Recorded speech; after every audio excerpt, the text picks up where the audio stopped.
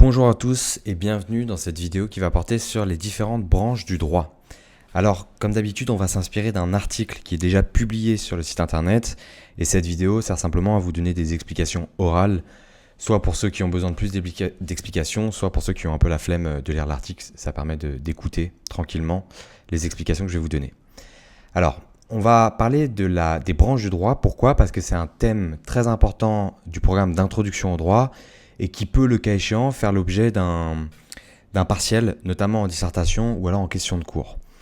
Alors, on va d'abord définir ce que c'est que les branches du droit. Vous devez être capable de le définir, puisque je vous rappelle que si ça tombe en dissertation ou en question de cours, il va falloir donner la définition toujours des termes du sujet avant de chercher à répondre à la question. Ensuite, on verra la distinction entre le droit privé et le droit public, qui est la classification principale. Ensuite, on verra la composition des branches du droit privé et de la branche droit public. On parle de classification secondaire. Et puis on verra, et c'est très important dans cette partie, les enjeux de la classification du droit objectif en différentes branches. Alors qu'est-ce que sont que ces branches du droit ? Comment on peut le définir ? D'abord, vous devez savoir définir ce que c'est que le droit. Alors j'insiste là-dessus parce que c'est la première chose qu'on voit normalement dans le programme d'introduction au droit. Et pourtant, moi, ça m'est déjà arrivé de faire passer des oraux à des étudiants et de leur poser simplement la question « c'est quoi le droit ?» et de voir que les étudiants n'étaient pas capables de me donner la réponse. Alors, apprenez ça une bonne fois pour toutes, la définition de ce que c'est que le droit. Pour répondre à cette question, si un correcteur vous demande ce que c'est le droit, vous lui expliquez que le mot « droit » a deux sens différents et que chacune des deux définitions sont complémentaires. D'abord, le droit objectif, avec un D majuscule, désigne l'ensemble des règles de droit, c'est-à-dire les règles qui vont régir la vie en société, sanctionnées par la puissance publique. Donc on parle de droit objectif, comme je vous disais, au singulier avec une majuscule. Ici, on envisage les règles de droit indépendamment de leur destinataire, de manière objective. Donc par exemple, si vous dites le droit français est complexe, vous faites référence au droit objectif. Si vous dites le droit du travail est complexe, vous faites référence au droit objectif. C'est un ensemble de règles. Les droits subjectifs, ce sont des prérogatives attribuées à un individu en particulier dans son intérêt qui lui permettent de jouir d'une chose, d'une valeur ou d'exiger d'autrui une prestation. C'est un peu long, mais je vous invite vraiment à l'apprendre par cœur, ça. Donc les droits subjectifs, c'est par exemple le droit de propriété. Quand vous achetez par exemple un iPhone, vous avez un droit de propriété sur le iPhone, sur votre iPhone. Et donc on parle de droits subjectifs au pluriel, sans majuscule, car là on va désigner les prérogatives attribuées à un sujet de droit en particulier de manière subjective. Donc retenez bien cette définition du droit, on a le droit objectif et les droits subjectifs. Donc généralement les droits subjectifs, c'est dans le langage courant quand vous dites j'ai le droit de faire ça, j'ai le droit au bonheur par exemple. Le droit au bonheur, c'est pas quelque chose qui est consacré par la loi, mais c'est l'idée de prérogative attribuée à un individu en particulier. Alors que quand vous dites le droit français prévoit telle règle, vous faites référence au droit objectif. Je passe un peu de temps là-dessus, mais c'est important de bien comprendre la définition du mot droit, puisque quand on fait des études de droit, c'est quand même la base de ce qu'on étudie. Alors, cette convention d'écriture qui tend à mettre un D majuscule au droit objectif et un D minuscule au droit subjectif tend à disparaître. Là, dans la suite de l'article, je ne l'ai pas reproduit parce que c'est un peu compliqué, je trouve, de mettre un D majuscule à chaque fois qu'on parle du droit objectif, mais voilà, retenez que c'est la règle de base. Alors, qu'est-ce qu'une branche du droit maintenant ? Alors, quand on parle de branche du droit, on fait référence au droit objectif, c'est-à-dire à un ensemble de règles. Et la diversité des règles de droit nécessaires à l'organisation de la société est classée en deux principales branches. Donc là, on va parler de la classification principale. Et ces deux principales branches sont elles-mêmes divisées en groupes et sous-groupes. On parle de classification secondaire. Elles sont regroupées selon leur similitude. Pourquoi ? On le verra, notamment pour permettre une vision plus claire de l'ensemble du droit objectif. Alors, quel est l'intérêt de la classification en branches du droit ? Pourquoi, en fait, on va classer le droit en différentes branches ? Il y a deux intérêts principaux. Le premier intérêt, c'est d'abord de permettre une vision plus claire de l'ensemble du droit objectif.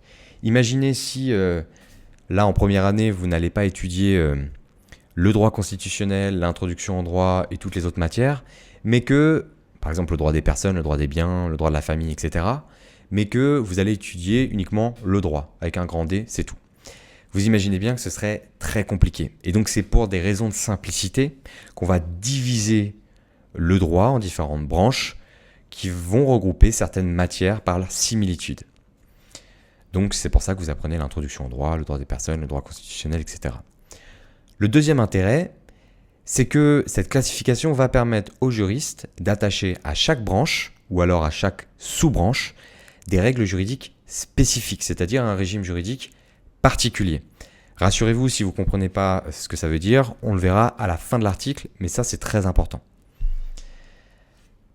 Deuxième point, la distinction droit privé, droit public. Donc ça c'est la présentation en fait des deux principales branches du droit. Les deux grandes branches du droit, c'est le droit privé et le droit public. Et on parle de classification principale. D'abord le droit privé. Le droit privé, c'est le droit des relations entre les personnes privées, donc les personnes physiques ou les personnes morales de droit privé, par opposition aux personnes publiques. Le droit privé régit les relations entre les particuliers. On parle de relations horizontales. Il n'y a pas de relations hiérarchiques. Vous avez 3 caractéristiques du droit privé et retenez-le par cœur parce que c'est ce qu'on apprend dans toutes les universités, c'est vraiment la base du programme d'introduction au droit. D'abord, la finalité du droit privé, c'est la satisfaction de l'intérêt privé. Deuxième caractéristique, le caractère libéral du droit privé. Le droit privé mettra généralement l'accent sur la volonté des individus avec la prédominance de règles supplétives de volonté. Une règle supplétive de volonté, c'est-à-dire une règle à laquelle on va pouvoir déroger par accord entre les parties. Une règle impérative, c'est une règle à laquelle on ne peut pas déroger, qui s'impose nécessairement. Ensuite, un caractère égalitaire, c'est-à-dire que les rapports entre les individus vont être gouvernés par le principe d'égalité sauf exception. Alors je dis sauf exception parce que par exemple le droit du travail relève, on peut le ranger notamment dans le droit privé et pourtant on a quand même un principe d'inégalité qui est inhérent au lien de subordination. Bref, c'est un petit hors-sujet que vous n'avez pas besoin de connaître. Le droit public ensuite, c'est le droit des relations au sein de l'État. Donc l'administration est entre l'État et les particuliers.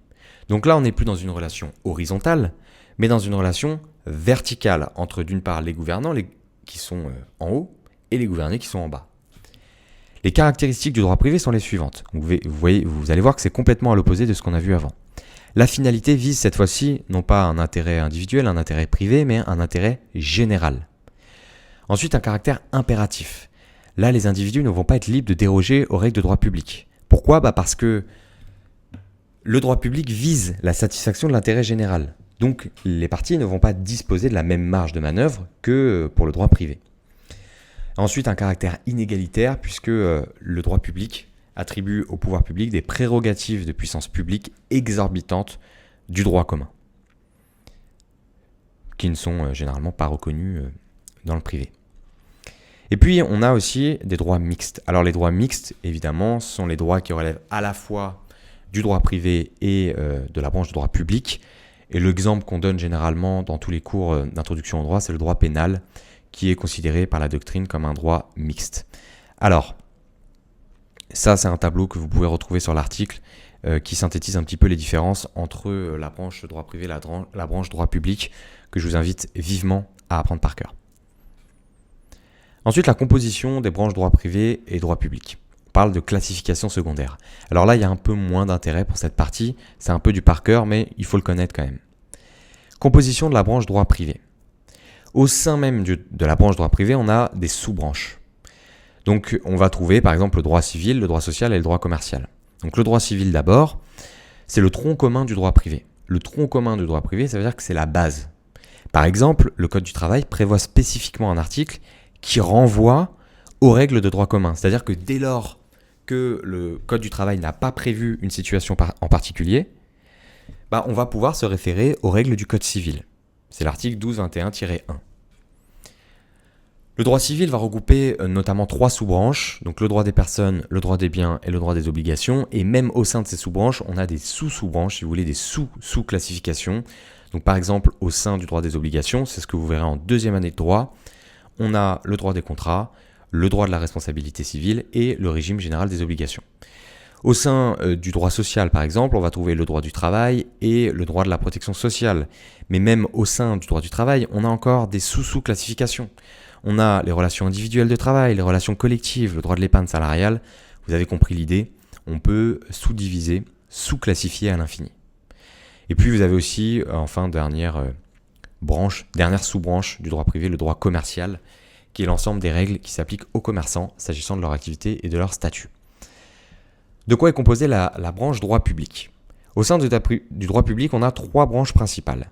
Le droit constitutionnel d'abord, que vous allez étudier en première année de droit, à la fois au premier semestre, où vous allez voir les principes fondamentaux, et au deuxième semestre, où vous allez voir les institutions de la Ve République. C'est l'ensemble des règles, le droit constitutionnel, qui ont pour objet la création, l'organisation et l'exercice du pouvoir politique. C'est donc simplement une branche du droit public, le droit constitutionnel. On a le droit administratif, que vous verrez en deuxième année de droit, qui s'intéresse aux relations entre l'administration et les particuliers. Et puis, on a le droit des finances publiques, que vous étudiez soit en deuxième année, soit en troisième année, ça dépend. Généralement en matière complémentaire, parfois en matière fondamentale, qui comprend les règles relatives au budget de l'État et à celui des collectivités locales, dans sa composition et dans ses dépenses. Ces différentes sous-branches, elles évoluent constamment et elles s'inscrivent dans un mouvement qu'on dit de spécialisation du droit. Le droit a tendance à se spécialiser, les matières juridiques se spécialisent. Une fois qu'on a présenté la composition de la branche droit privé, la composition de droit public, si jamais vous êtes interrogé là-dessus, en question de cours ou en dissertation, il faut expliquer que cette distinction, elle est relative. Pourquoi ? Parce qu'on a des droits mixtes. En d'autres termes, vous n'avez pas de séparation nette, de séparation parfaite entre le droit privé et le droit public. C'est ce qu'on a vu juste avant, le droit mixte. Donc par exemple, le droit pénal est un droit mixte. Pourquoi ? Parce que d'un côté, vous avez le rôle prééminent de la puissance publique dans la détermination des infractions et dans la maîtrise de la sanction. Là, c'est le côté droit public. Et puis, vous avez aussi la protection d'intérêts qui relève du droit privé dans le droit pénal. Par exemple, la sanction pénale du vol vise bien la protection de la propriété privée. Et puis, ça c'est du bonus, mais on observe 2 phénomènes importants. D'abord, une privatisation du droit public, c'est-à-dire que les rapports entre l'administration et les particuliers sont de plus en plus régis par le droit privé, et une publicisation du droit privé, c'est-à-dire que les règles de droit privé sont de plus en plus impératives. Alors des mouvements, évidemment, qu'on peut nuancer, mais c'est des tendances générales, si vous voulez. Dernière partie, et on terminera là-dessus, très important, quels sont les enjeux de cette classification du droit objectif en différentes branches. En fait, c'est pourquoi est-ce qu'on vous prend la tête avec ces branches du droit ? Quel est l'intérêt ? On peut citer, il y aurait évidemment beaucoup à dire là-dessus, mais pour le programme d'introduction au droit, on va se contenter de 3 intérêts principaux. Premier intérêt, la compétence de l'ordre juridictionnel. Ça, vous devez le savoir, vous devez le connaître par cœur. La division en branches permet de déterminer l'ordre juridictionnel compétent. Pourquoi ? Parce qu'en droit français, on a ce qu'on appelle une dualité juridictionnelle. On a les litiges du droit privé qui vont relever de l'ordre juridictionnel judiciaire et les litiges de droit public qui vont relever de l'ordre juridictionnel administratif. Chaque ordre juridictionnel va comprendre ses propres juridictions. Ça, c'est très important pour comprendre comment on lit un arrêt. Pour ce qui concerne l'ordre juridictionnel judiciaire, vous avez les tribunaux de première instance, et les tribunaux de première instance, vous avez soit la juridiction de droit commun qui est le tribunal judiciaire, soit des juridictions spécialisées. Par exemple, le Conseil des prud'hommes est une juridiction spécialisée. Les tribunaux de commerce sont des juridictions spécialisées. Et puis ensuite, vous avez la cour d'appel au 2e niveau, et ensuite vous avez la cour de cassation. Donc cour de cassation, juridiction suprême de l'ordre judiciaire. Très important de retenir ça. Les tribunaux administratifs, pour ce qui concerne l'ordre juridictionnel administratif, sont les juridictions de première instance. Ensuite, on a les cours administratives d'appel. Et ensuite, tout en haut, la juridiction suprême de l'ordre administratif, c'est le Conseil d'État. Et puis, vous avez le tribunal des conflits, qui est une juridiction qui a pour rôle d'arbitrer les conflits entre les 2 ordres juridictionnels quand on ne sait pas à quel ordre juridictionnel rattacher un litige. Donc ça, c'est le premier intérêt, c'est que cette classification en branches, elle nous permet déjà de déterminer la compétence de l'ordre juridictionnel. Deuxième intérêt, c'est la compétence de la juridiction. Donc là, on part du principe qu'on a déterminé l'ordre juridictionnel. Mais une fois qu'on a déterminé cet ordre juridictionnel, on va devoir sélectionner la juridiction compétente. En fait, c'est ce qu'on appelle la compétence matérielle. C'est-à-dire que lorsque vous allez devoir saisir une juridiction, vous avez une double compétence. Vous avez une compétence géographique quelle juridiction on va saisir. Si vous devez saisir un conseil des prud'hommes, est-ce que vous saisissez le conseil des prud'hommes du lieu de travail, par exemple, ou est-ce que vous saisissez le conseil des prud'hommes du lieu où l'entreprise a son siège social, ce qui ne correspond pas toujours. Ça, c'est la compétence géographique. Mais on a aussi la compétence matérielle, la compétence déterminée en fonction de la matière juridique. Par exemple, pour un litige relatif au droit pénal, c'est la juridiction pénale qui va être compétente. Donc on a le tribunal de police, le tribunal correctionnel, la cour d'assises. S'il s'agit d'un litige relatif au droit du travail, généralement, ce sera le conseil des prud'hommes. Si c'est un litige commercial, le tribunal de commerce, etc., etc. Vous avez compris l'idée. Et enfin, ça va même cette distinction en branche et en sous-branche jusqu'à déterminer l'organisation de la Cour de cassation. Et je vais le rajouter, mais là, j'aurais même pu mettre du Conseil d'État. La Cour de cassation d'abord. L'organisation de la juridiction suprême de l'ordre juridictionnel judiciaire, la Cour de cassation, repose sur la classification en sous-branches du droit. Pourquoi ? Parce que la Cour de cassation est composée de 6 chambres différentes. La chambre criminelle pour les contentieux relatifs aux infractions, la chambre commerciale pour les contentieux relatifs au droit commercial, la chambre sociale pour les contentieux relatifs au droit du travail, et puis vous avez aussi 3 chambres civiles pour d'autres types de contentieux qu'on peut regrouper dans la catégorie des contentieux civils. Le Conseil d'État, c'est la même chose. Pour ce qui concerne le contentieux, vous allez avoir des sous-sections du Conseil d'État qui vont être compétentes, qui vont être déterminées. Leur compétence va être déterminée en fonction de la matière. Par exemple, vous avez une sous-section du Conseil d'État qui va concerner le droit des étrangers. Donc voilà, c'est tout pour cet article sur les branches du droit. Retenez bien le plan de ce cours et quelques exemples et normalement il n'y aura pas de problème, vous pourrez avoir une bonne note avec ce qu'on a vu aujourd'hui.